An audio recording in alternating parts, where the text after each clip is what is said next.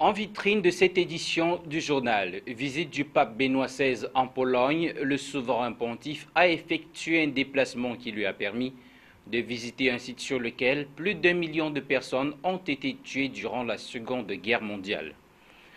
Transport aérien, la Camerco, bientôt viable. Le chef de l'État, Paul Biya, vient de valider le plan de relance de la compagnie aérienne nationale proposé par le consultant Boeing.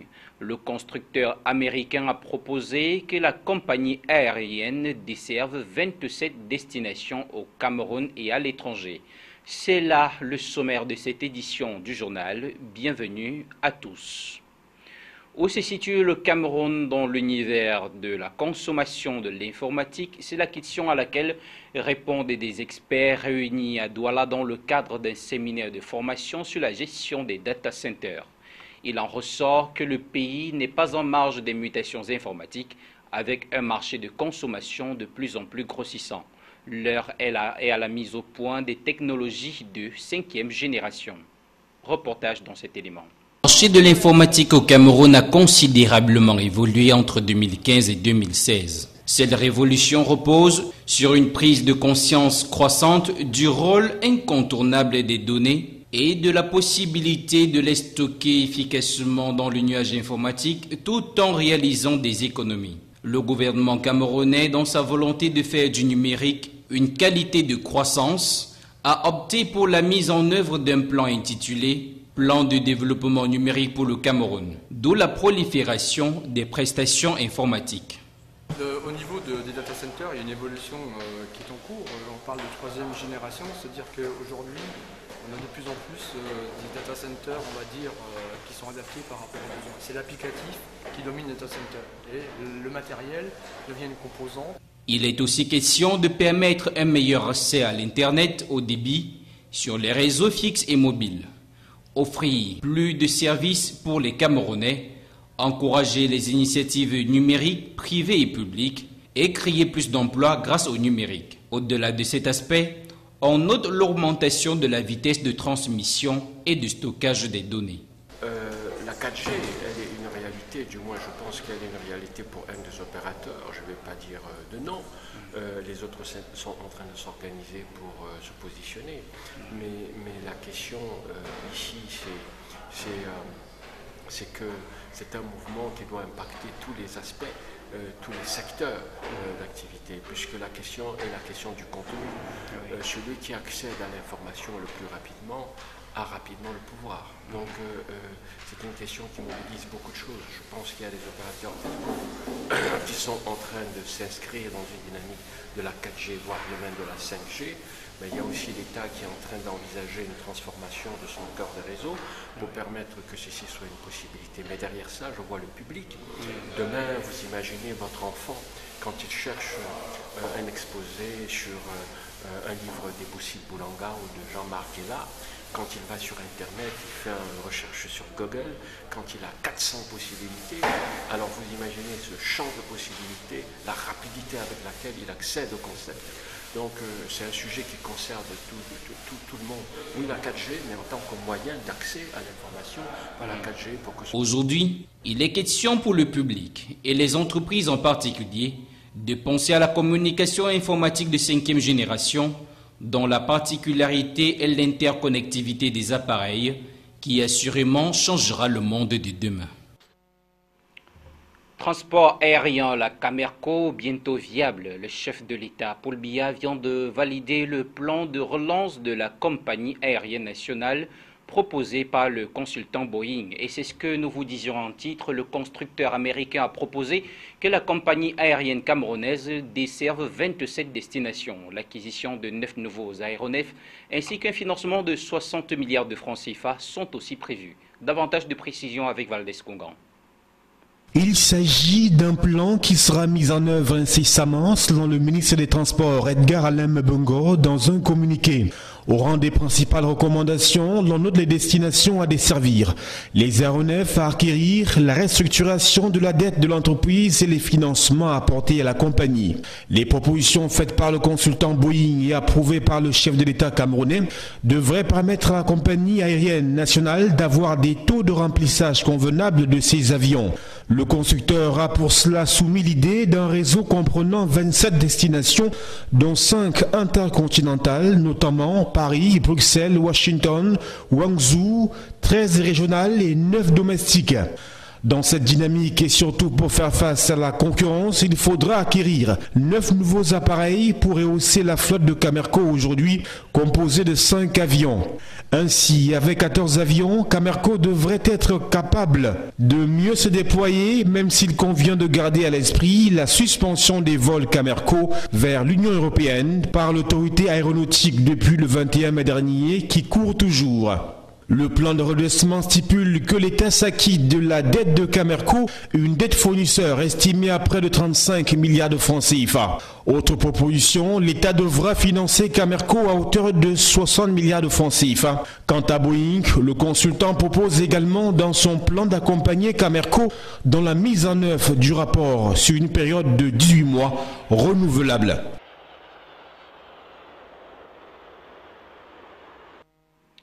En éducation à présent, la délégation des enseignements secondaires pour le littoral est en pleine période de bilan et de projection de ses activités relatives à l'année scolaire écoulée et à celle à venir. Les autorités du département du Vouri ont tenu à Douala la réunion du comité régional de l'enseignement secondaire privé. Une réunion pendant laquelle il a été une fois de plus question de remettre sur la table l'épineux problème de prolifération des établissements clandestins. Les détails dans ce reportage. Les autorités de l'enseignement secondaire réunies aujourd'hui à Douala ne se sont pas donné du repos jusqu'à ce qu'ils aient fait le bilan de santé de l'enseignement privé dans le département du Vouri. L'année scolaire 2015-2016 s'est achevée et l'heure est désormais au bilan. Quoique le moment soit encore peu indiqué pour parler des performances, faute de la totalité des résultats, il ne fait cependant aucun doute que l'enseignement privé laïque dans le littoral et plus précisément dans le département du Vouri occupe une place de choix. Cependant, malgré le calme et la sérénité observés dans ce secteur pendant l'année scolaire, l'enseignement privé connaît un catalogue de problèmes, notamment la délinquance juvénile.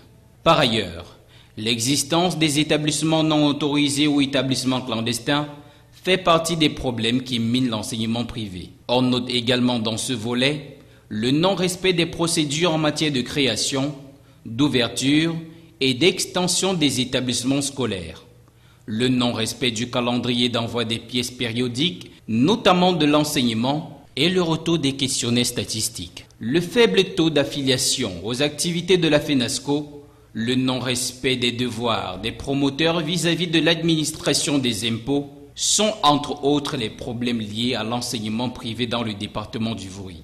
Face à ces insuffisances, les responsables éducatifs doivent se mobiliser pour mener une lutte sans merci contre les établissements scolaires qui ne respectent pas les normes prescrites. Les présentes assises constituent un cadre idéal de réflexion et d'échanges fructueux pour mieux préparer la prochaine rentrée scolaire. Cette réunion, qui n'est que la première étape d'un long processus avant la rentrée scolaire, est particulièrement supervisée par le gouverneur de la région du littoral.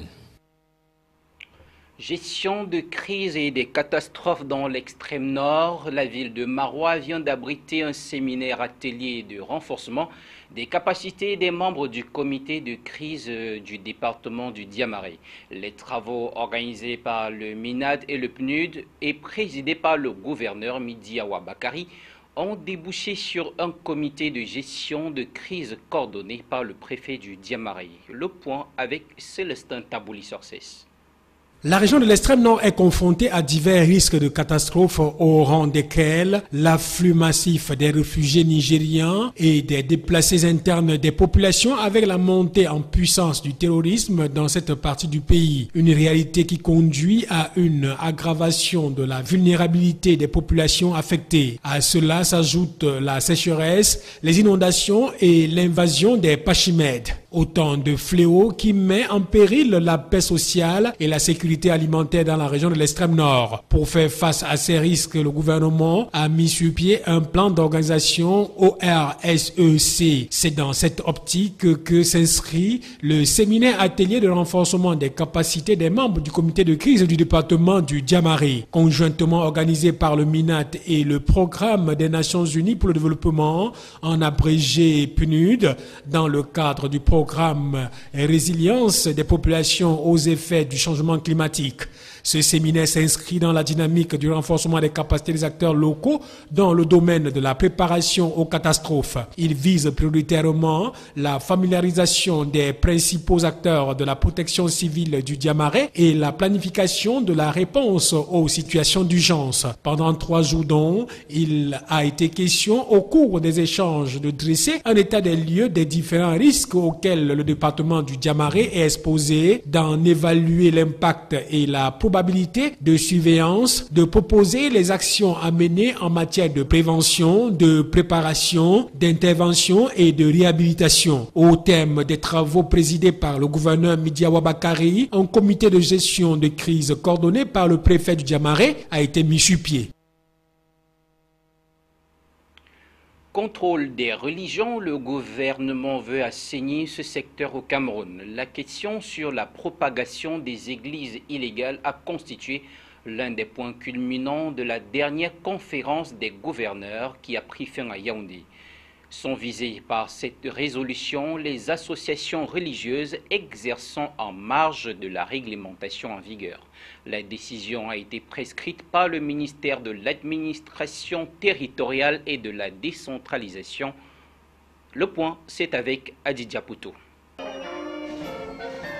L'un des feuillets du rapport final de la dernière conférence semestrielle des gouverneurs des régions annonce dans un proche avenir la chasse aux églises illégales. La prescription du ministre de l'Administration territoriale et de la décentralisation vise à rompre avec certaines pratiques ayant pignon sur rue dans le secteur. Les nuisances sonores, les pratiques déviantes et les contenus équivoques des prédications, les mouvements financiers d'origine douteuse, les lieux abritant les cultes, sont autant de reproches imputables au fonctionnement de ces entités. À ces éléments qui constituent des sources potentielles d'insécurité et de troubles graves à l'ordre public, s'ajoute le souci pour le gouvernement de mettre fin à la tolérance administrative à travers le respect rigoureux de la législation en vigueur en matière de religion. De sources bien introduites, l'on apprendra qu'à l'avenir, tout sera régi par la mise sur pied d'une instance de régulation chargée d'entretenir des relations institutionnelles avec des structures religieuses. Concernant l'exercice de la liberté de réunion et de manifestation, cette disposition, conformément à la loi, doit être régie par une procédure de déclaration préalable. Quant à la liberté de réunion, l'autorité administrative dispose d'une mesure de police résiduelle. Par contre, la loi lui reconnaît pour ce qui est des manifestations publiques le pouvoir soit de lui assigner un autre lieu ou un autre itinéraire, soit de l'interdire si la manifestation projetée est de nature à troubler gravement l'ordre public.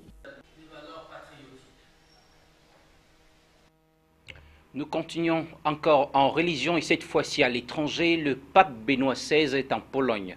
Il a effectué un déplacement symbolique et ce déplacement symbolique pour le chef de l'Église catholique va dans un lieu où plus d'1 million de personnes ont été tuées durant la Seconde Guerre mondiale. Le point dans cet élément.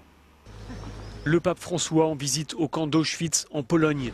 Un déplacement ô combien symbolique pour le chef de l'Église catholique en ce lieu où plus d'1 million de personnes, essentiellement des Juifs, ont été exterminées durant la Seconde Guerre mondiale. Comme l'avait fait avant lui Jean-Paul II en 1979 et Benoît XVI en 2006, François a franchi le célèbre portail orné des mots « Arbeit macht frei », le travail rend libre, puis il a prié en silence.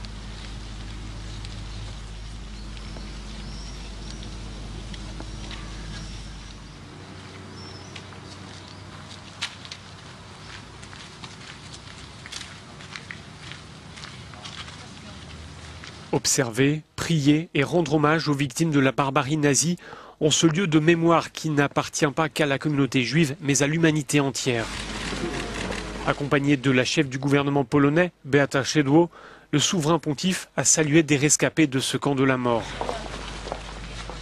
Une poignée de main, parfois une accolade, des gestes simples empreints d'émotion.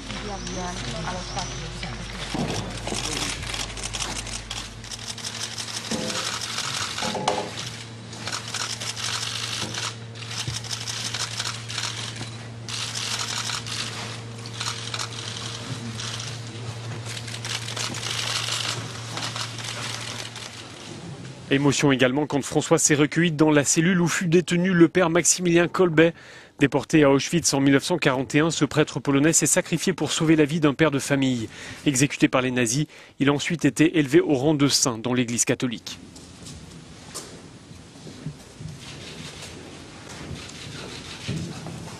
Le souverain pontife s'est ensuite rendu sur le site de Birkenau, suivant la voie de chemin de fer qui conduisait les déportés dans les chambres à gaz et les crématoriums.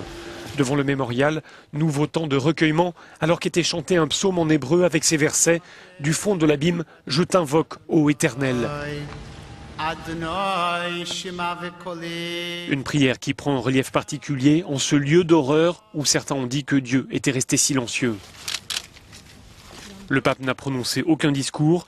Il a salué plusieurs catholiques polonais qui avaient sauvé des juifs sous l'occupation, avant de repartir à Cracovie, rejoindre les milliers de fidèles rassemblés là pour les Journées mondiales de la jeunesse. Nous nous déportons à présent pour la Syrie où Al-Nosra rompt ses liens avec Al-Qaïda. Il s'agit de la première fois qu'Abdou, chef de ce mouvement, apparaît à la télévision. L'homme sort de l'ombre dans une vidéo diffusée par la chaîne de télévision Al Jazeera. Plus de détails dans cet élément. Il s'agit de la première fois qu'Abou Mohamed Al-Jolani, chef d'Al-Nosra, apparaît à la télévision. L'homme sort de l'ombre pour annoncer la rupture de son groupe avec Al-Qaïda. Al-Nosra était jusqu'à présent considéré comme la branche syrienne de l'organisation terroriste. Une décision tactique. En se coupant d'Al-Qaïda, le groupe souhaite se protéger d'une éventuelle action commune entre Russes et Américains en Syrie. Selon son leader, c'est une manière de protéger la révolution syrienne. Le front Al-Nosra représenterait environ 7 à 8 000 combattants présents dans plusieurs régions de la Syrie. Leur bastion est la ville d'Idlib, au nord-ouest du pays. Ils contrôleraient aussi certaines zones de la région d'Alep. La mue du groupe passe aussi par un changement d'appellation. Exit Al-Nosra, désormais ce sera le front Fateh al-Sham, conquête de la Syrie en arabe. Reste que sur le terrain, le front recule. Alep pourrait très bientôt être repris par les forces de Bachar el-Assad, épaulées par l'aviation russe. Les quartiers dominés par les rebelles sont désormais coupés du monde extérieur. 250 000 habitants seraient ainsi pris au piège. En page bonus de ce journal, des chercheurs de l'Agence spatiale européenne sont en train de tester une nouvelle génération d'imprimantes 3 dimensions utilisables dans l'espace. Une technologie qui pourra bien sûr faire entrer la conquête spatiale dans une nouvelle ère. Ici, dans ces tout nouveaux laboratoires de l'ESA installés à Didcot, à 80 km de Londres, ils travaillent sur ces imprimantes qui pourraient faire entrer la conquête spatiale dans une nouvelle ère. Mais avant d'en arriver là, il faut encore faire de nombreux tests en fonction des températures extrêmes et des conditions de gravité bien différentes de celles sur Terre. Alors qu'une imprimante 3D fonctionne déjà à bord de la Station spatiale internationale et crée des objets en plastique, l'Agence spatiale européenne vise plus haut. À court terme, elle espère pouvoir produire dans l'espace des pièces métalliques, comme celles des moteurs des lanceurs par exemple, voire des structures plus grandes pour des modules de vie.